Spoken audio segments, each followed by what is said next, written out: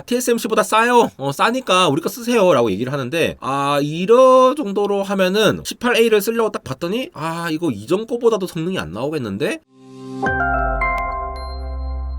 네, 여러분 반갑습니다. 에러입니다. 간만에 인텔 파운드리 소식입니다. 그런데 여전히 좀 안 좋은 소식인데요. 인텔이 최근에 주력을 하고 있는 노드가 바로 1.8나노, 그러니까 18A라고 부르는 18옹스트롱 공정인데요. 이게 이제 리스크 프로덕션이라고 해서 이제 시범 생산으로 샘플을 만들어서 이 팹리스트한테 돌렸다라는 것으로 보입니다. 일전에 뭐 여러 가지 얘기가 있었죠. 마이크로소프트라든가 뭐 퀄컴 여러 가지 팹리스트를 테스트를 해봤을 텐데 아쉽게도 이 샘플을 테스트를 해봤는데 고객사들이 떠났다라는 얘기가 나왔습니다.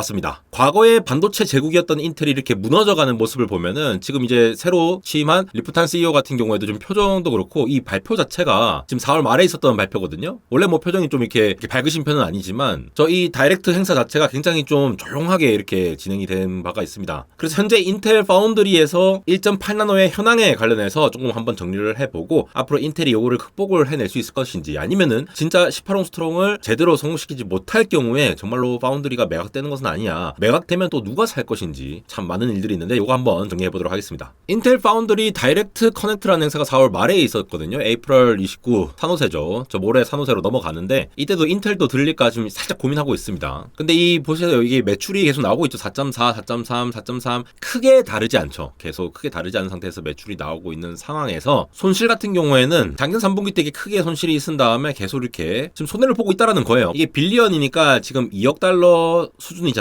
분기별로 지금 약 3천억 원 정도의 손실을 계속 보고 있고 연으로 따지면은 1조가 넘겠죠. 그래서 이 파운드리 재정 상황 자체가 현재 막대한 손실이 계속 일어나고 있고 현재 인텔 파운드리의 목표로 하는 거는 올해 아니고 내년도 아니고 내후년 앞으로도 계속 적자가 날 거다. 근데 2027년경에는 손익분기점을 달성해가지고 될 거다라고 CFO가 발언을 했습니다. 이렇게 되려면 공장이 일단 돌아야 되죠. 웨이퍼가 계속 찍어서 나와야 되는데 웨이퍼가 찍어 나오려면 어떻게 됩니까? 팹리스 기업들이 인텔에 많이 맡겨야 되겠죠. 특히 인텔 내부에서 생산하는 것도 있겠지만 인텔이 직접 생산하는 것들도 있겠지만 또 외부의 대형 고객들 퀄컴이라든가 애플도 아이폰 18에서 TSMC의 3나노를 사용하지 않고 인텔 18A를 사용한다라는 루머가 있었죠. 현재는 생산량 대부분이 인텔 자체 칩 제조에 사용을 하고 있는 것으로 보이고 이 18A 같은 경우에도 펜서 레이크라고 부르는 CPU에 타겟팅을 하고 있어서 이게 또 잘 되어야지만이 되겠죠. 외부 내부가 좀 안정적으로 잘 돌아가야지만이 모든 공장들을 잘 돌리면서 손익분기점을 넘겼다. 그래서 18A 초기에는 자체 생산을 중심으로 가다가 14A로 넘어갔을 때에는 본격적으로 외부 고객을 유치하겠다라고 얘기를 하고 있습니다. 이런 얘기가 왜 나왔을까요? CFO의 말을 들어보면은 원래는 이게 2024년도에 18A까지 만들겠다라는 게 목표였죠. 4년 안에 5개의 노드를 다 만들겠다. 근데 20A가 실패로 돌아가면서 일단 18A에 집중을 하고 있는 모습인데 이것도 지금 2025년도에 넘어가서 리스크 프로덕션이라고 해서 이렇게 공급을 하고 있는데 그러니까 시범 생산이에요. 아직 완벽하게 양산을 하는 것은 아니고 칩을 만들면 이 정도로 나옵니다라고 얘기를 한 건데 이걸 본 팹리스 기업들이 안 할래?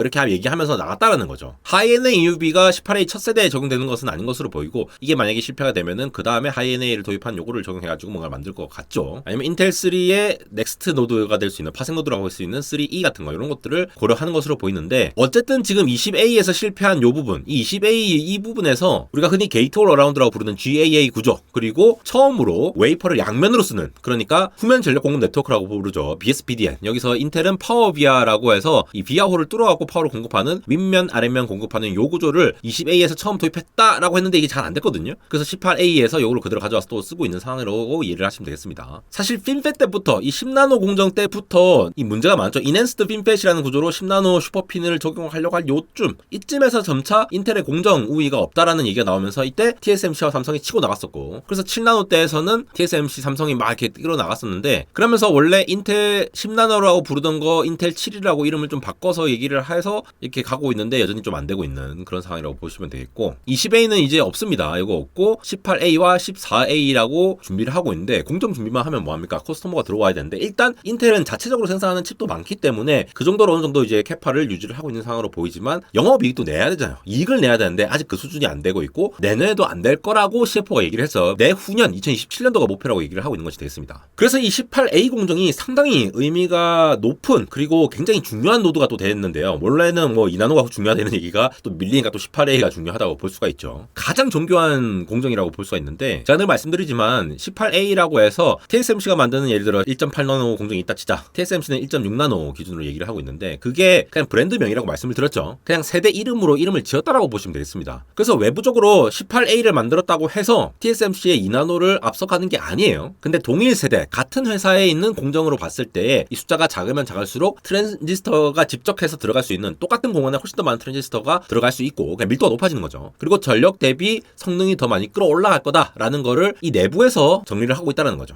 근데 2나노에서 제대로 안 됐던 것이 18A에서 넘어왔던 게 최초로 적용된 것이 바로 리본 팻이라고 하는 게이트 올 어라운드 구조인데요. 원래는 이 지느러미 모양으로 핀 요걸로 쭉 가고 있다가 지금 리본 팻이라고 해서 내면을 다 훑으면서 요것도 제가 TSMC와 삼성과 인텔의 게이트 올 어라운드가 어떻게 다 다른지를 비교한 영상이 있습니다. 따로 참고해 주시고 저렇게 지금 톡톡톡 튀어나오는 요 부분 있죠. 요 부분들 각각의 모든 것들이 전류가 흐를 수 있도록 넓은 범위를 통해서 흐를 수 있도록 구성을 해서 훨씬 더 전류가 많이 흐를 수 있도록 이 효율을 증가시키는 거죠. 근데 그만큼 누설 전류가 많이 빠질 수도 있습니다. 잘하면 누설 전류가 이제 딱 묶어들면서 잘 할 수가 있지만 요거를 또 이렇게 깎아내는다라는 거예요. 핀팻보다 훨씬 더 복잡하게 깎아내야 되는 공정이 있으니까 원래 저걸 잘 못 깎아내던 애들이 더 작아졌다라고 잘 깎아낼 것이냐라고 하는 데에서 의문점이 있다라는 거죠. 그게 결과로서 얘기를 할 수밖에 없는 게 뭐 기업 내부 정보를 저도 제가 알겠습니까 뭐 나온 자료를 토대로 해서 추정을 하는 걸 뿐인데 TSMC가 2나노까지도 이 핀팻을 기본적으로 가져가면서 굉장히 잘 해왔죠. 성능도 굉장히 우수해요. 잘 깎아내고 잘 이렇게 만들어가지고 저 모양을 잘 만들어내서 리키지 없이 하는 노하우가 있기 때문에 가능을 했던 거고 인텔도 이제 이전에 실패해서 자 이번에 진짜 승부수다 가자 라고 했는데 여전히 안 될 가능성이 높다라고 보이는 게 이번에 리스크 프로덕션 때 뭔가 고객사들이 떠난다는 거 그런 얘기가 되지 않을까. 더군다나 이 파워비아라고 하는 이 BSPDN 후면 전력 공급 네트워크 같은 경우에도 웨이퍼를 한 면을 통해 가지고 전력선과 신호선을 같이 구성하고 있던 기존 구조하고는 다르게 윗면 아랫면을 다 사용을 하는 거예요. 그러면은 실제로 웨이퍼에서 깎아내는 부분도 실리콘을 깎아내는 부분도 엄청나게 많거든요. 그래서 웨이퍼가 너무 얇아가지고 너덜너덜거린다라고 얘기할 정도예요. 그래서 캐리어 웨이퍼를 잘 이제 부착해서 가져가야 된다라고 얘기하는데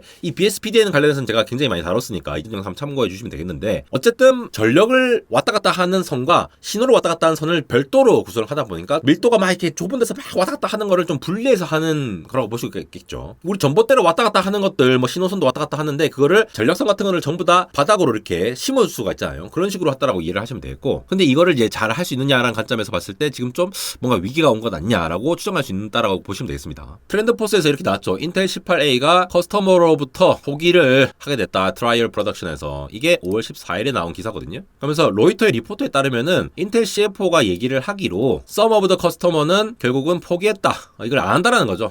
이게 안 할 거야 라고 얘기를 했고 기대보다 못 미친 낮은 볼륨의 생산을 할 것 같다 라고 얘기를 하는 거죠. 그러면서도 아직 안 될 수도 있다 라고 얘기를 하는 좀 이렇게 관망적인 태세를 이 리스크 프로덕션이라고 하는 게 결국은 고객사의 실제 제품 디자인을 적용해서 생산을 해요. 공정은 아직 불안정하다는 겁니다. 완벽하게 대해서 주는 게 아니라 우리가 좀 불안하지만 이렇게 만들었어요 라고 하면서 전체 웨이퍼에서 진짜 대부분 다 불량품일 거예요. 근데 불량품으로 됐는데 그 중에 양품만 딱 골라내가지고 굉장히 리스크가 있는 상태에서 요거를 준다라는 거예요. 그러면서 얘 칩 성능이 잠재적으로 어느 정도 될 것 같고 전력은 어느 정도 될 것 같고 양산하면 수율은 어느 정도 될 것 같습니다. 우리랑 계약하지 않으실래요? 라고 이렇게 한번 줘본다라는 거죠. 그 이후에 이제 파일럿 생산 같은 경우에는 공정이 좀 안정화됐을 때 이제 수율을 끌어올리는 단계예요. 그러니까 아직 수율을 끌어올리는 단계도 안 왔다라는 겁니다. 리스크 프로덕션이라고 하는 거는. 근데 이 고객사 얘기들을 좀 들어보면은 실제로 4월 말에 있었던 요 파운드리 행사에서 크리스 밀러 이거 치버 저자죠. 저도 이거 이 책 굉장히 재밌게 읽었는데 이분은 근데 저자잖아요.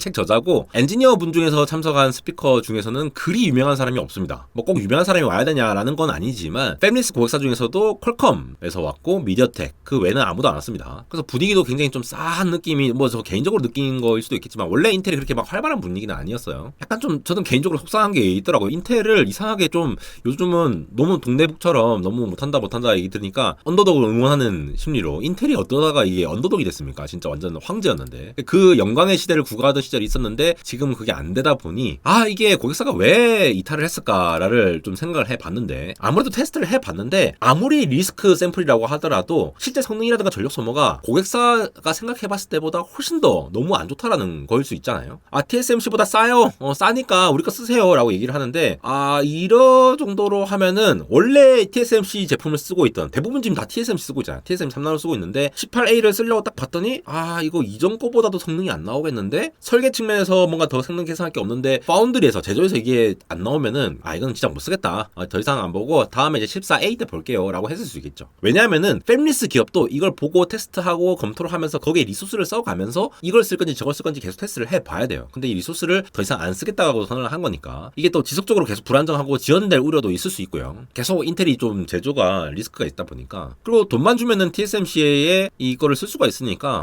리스크를 감수할 유인이 좀 없다라고도 볼 수가 있겠죠. 예전에 제가 안대공학 TSMC 3나노 아니 인텔 제조 가능성 이것도 얘기를 했고 TS3나노가 얼마나 또 빡센지 뭐 여러 가지 얘기들을 많이 다루기도 했죠. 그리고 BSPD 얘기도 많이 했는데 그런 얘기도 했어요. TSMC의 3나노 계열, 특히 N3P라고 하는 퍼포먼스 중심으로 되어 있는 파생 공정이 지금 만드는 인텔의 18옹스트론과 유사한 수준이다. 근거는 그런 거겠죠. 이제 와트당 성능을 얼마나 낼 거냐, 아니면은 이 트랜지스터 밀도가 얼마나 더 될 거냐, 이런 것들을 봤을 때 말이 1.8나노지 우리 3나노와 비슷해라고 TSMC에서 얘기를 했어요. 이렇게 여러모로 공격을 받는 상황인데, 만약에 이 18A가 오랫동안 지속으로 잘 안 되고 그러면은 진짜 인텔이 파운드리 어떻게든 좀 살려내야 되는데, 갑자기 CEO가 바뀐다고 해서 뭐가 되는 건 아니죠. 애초에 이전에 팻 겔싱어 전 CEO 같은 경우에도 이미 인텔이 많이 망가진 상태에서 구원투수로 등장을 했었기 때문에, 근데 그 구원을 하기에는 너무 많이 망가져 있었죠. 그런 부분들도 있었고, 이번 18A와 14A가 진짜로 인텔 파운드리에 좀 잠재적인 분수령이 되지 않을까. 야심차게 비전 2025 이렇게 시작했는데 지금 2025년도였는데 결과가 너무 참담하잖아요. 근데 여전히 또 엔비디아와 마이크로소프트 같은 이런 유력 고객사들은 18A를 시험 중이라는 루머가 있으니까, 또 요즘 이제 미국 트럼프 2기 때 이제 리쇼어링으로 결국은 요 안에서 제조를 해야 된다라고 하면서 TSMC의 공장들도 미국에 지어지고 있긴 하지만, 결국 인텔 팹들이 굉장히 많은 상황에서 뭐 TSMC 뭐 조인트 벤처 만든다는 얘기도 나오고, 이런 상황에서 어떻게든 인텔이 좀 잘만 해주면은 좀 이렇게 잘 끌어올려질 수 있지 않을까라고 하면서 미국 정부도 많이 밀어주고 있는 상황이죠. 어쨌든 이게 바로 대규모 계약으로 이어지는 건 아니기 때문에 소규모로 좀 생산을 해야 될 것 같고, 그 밑받침이 되려면은 그냥 이름만 번듯한 뭐 게이트 올 어라운드다, 리본 팻이다, BSPDN이다, 파워비아다 이런 걸 할 게 아니라 그거를 진짜로 잘 깎을 수 있어야겠죠. 결국은 뭐 어플라이드 머티리얼스라든가 뭐 온갖 그 장비사들 있잖아요. 유명한 뭐 도쿄 일렉트론이라든가 그런 데들 장비들 많이 가져와가지고 다 깎고 잘 모양 만들어서 이런 수율을 관리하는 그런 노하우가 필요할 텐데, 기술이 새로 들어갔다고 해서 기존 깎는 그 기술 자체가 바뀌는 건 아니거든요. 훨씬 더 섬세하게 깎아야 되기 때문에 이 난이도가 더 어려워지고 있다는 거죠. 그래서 TSMC가 다 잡아먹고 있는 상황에서 인텔은 또 이 포베로스라고 하는 이 패키징 기술은 그래도 잘 하고 있기 때문에 이거라도 어떻게 외주를 할 수 있는 방안이 없는 것인지, 이런 것들을 좀 잘 살펴봐야 될 게 아닐까 싶습니다. 구글 I.O. 참석하시는 분 계십니까? 올해는 저는 직접 구글 I.O.에 가서 또 조코딩님과 오목교 들다상가 비트님이랑 같이 이렇게 참석을 하게 될 것으로 보이는데요. 혹시라도 참석하시는 분들, 혹은 제가 써니베일, 그러니까 산호세 쪽에 있으니까 혹시라도 이 얼굴